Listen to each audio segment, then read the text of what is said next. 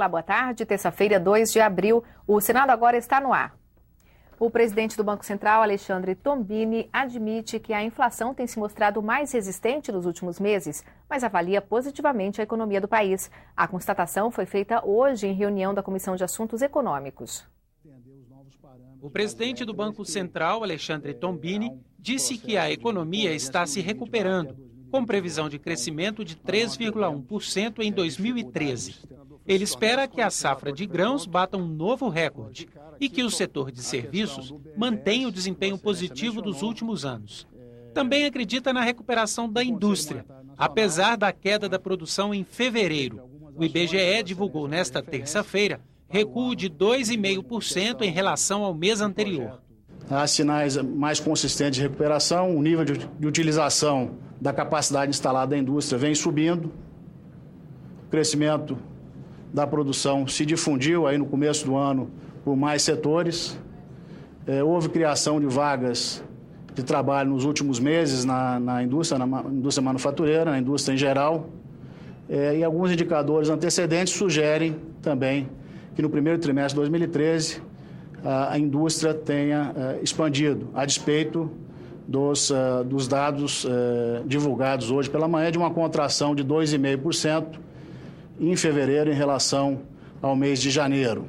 Ao avaliar o comportamento dos preços, Tombini concordou com os analistas de mercado. A inflação está resistente. O presidente do Banco Central disse que os alimentos são responsáveis por boa parte da pressão inflacionária. O que nós vemos é uma inflação de alimentos aí acumulada de 13,9%, alimentação e bebidas que perfazem um total de em torno de 22%, 23% do nosso índice, retirando da inflação do IPCA, a inflação de alimentos, o IPCA sem alimentos e bebidas acumularia em 12 meses uma inflação de 5%.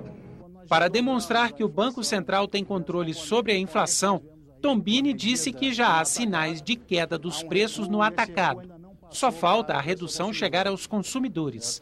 Essa defasagem no repasse tem uma série de fatores, talvez alguns deles sejam o próprio conteúdo de serviços que há na inflação de alimentação, mesmo a inflação do domicílio, como, por exemplo, o custo do frete e outros custos de serviço. Então, esse repasse ele demora mais. O Senado disponibiliza a partir de hoje um painel para informar aos cidadãos os cortes feitos na estrutura da casa e a economia resultante dessa política anunciada em fevereiro deste ano. A expectativa é que o Senado economize para os cofres públicos 296 milhões de reais até o final de 2014.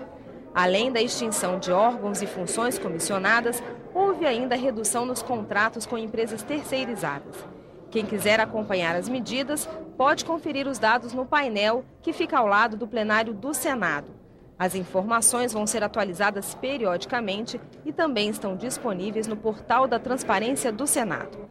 www.senado.leg.br/transparência.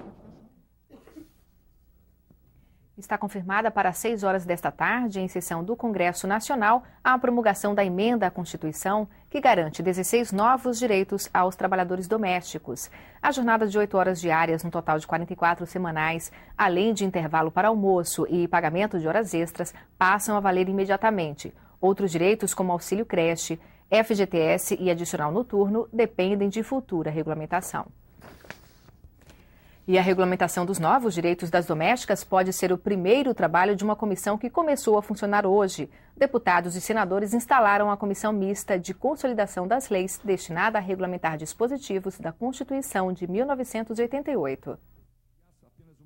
A comissão vai regulamentar 25 dispositivos da Constituição de 88 que ainda precisam de leis complementares e outros 117 que dependem de regulamentação por lei ordinária. O colegiado, composto por 6 deputados e 6 senadores, foi criado por ato dos presidentes do Senado Federal, Renan Calheiros, e da Câmara dos Deputados, Henrique Eduardo Alves. A comissão terá 180 dias para concluir os trabalhos.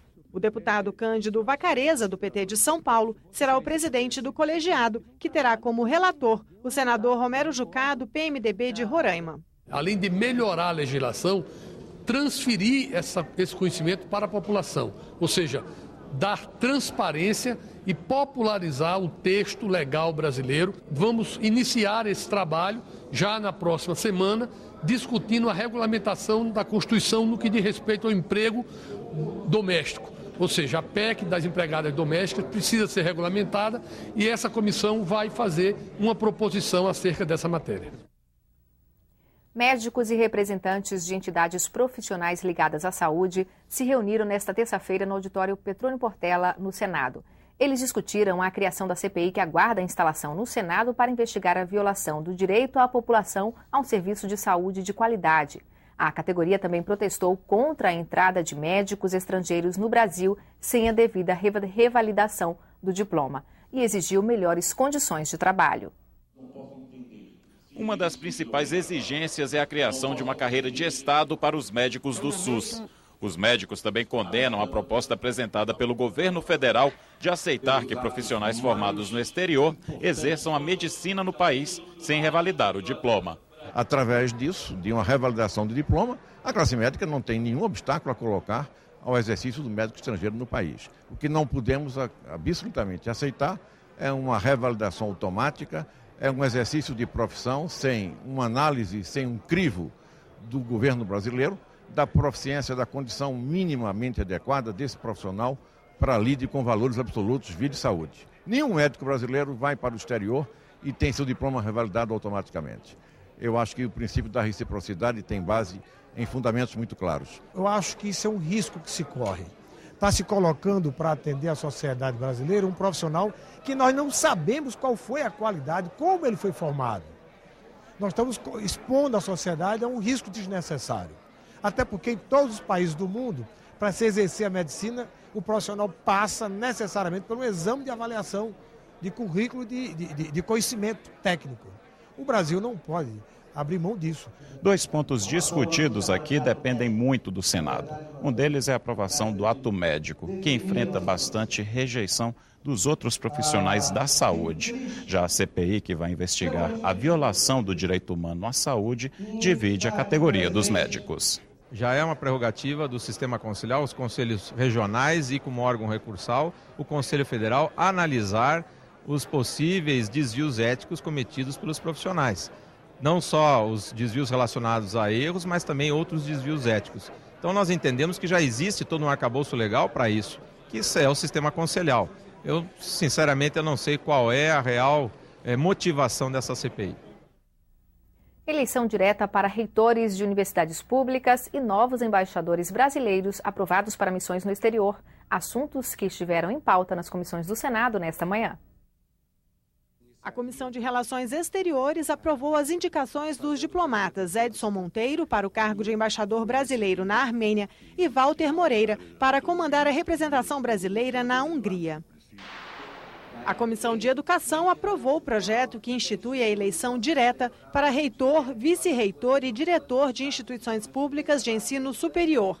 Professores, alunos e servidores terão direito a votar, conforme o disposto no Estatuto e Regimento de cada instituição. O projeto segue para a deliberação do plenário do Senado. Não podemos entender a democracia senão um ambiente em que a decisão seja uma decisão colegiada. Então, quanto mais houver a participação das pessoas envolvidas na escolha dos seus dirigentes, mais a democracia estará sendo exercida. A demarcação dos novos limites do Parque Nacional da Serra da Canastra e as prioridades do Ministério da Ciência e Tecnologia para o biênio 2003-2014. Assuntos também em destaque hoje em comissões do Senado. Vencer a burocracia é um dos principais desafios para implantar o Plano Inova Empresa, lançado pela presidente Dilma. Foi o que disse o ministro da Ciência e Tecnologia, Marco Antônio Raupp, em audiência no Senado nesta terça-feira. O plano abre linhas de crédito de 32,9 bilhões de reais para empresas brasileiras investirem em ciência e tecnologia. Além desse programa, o ministro falou das outras prioridades da pasta para os próximos 2 anos.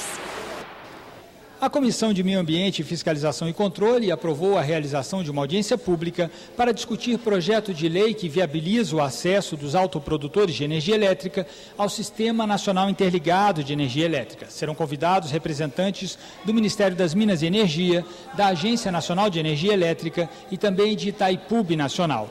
Os senadores aprovaram também, a pedido do senador Rodrigo Hollenberg, a realização de uma nova diligência ao Parque Nacional da Serra da Canastra, em Minas Gerais. Eles vão discutir com os moradores da região os novos limites para a demarcação do parque. Mais informações, mais tarde, à noite, no Jornal do Senado. A subcomissão temporária que vai elaborar um marco regulatório da mineração e da exploração de terras raras no Brasil foi instalada no início desta tarde.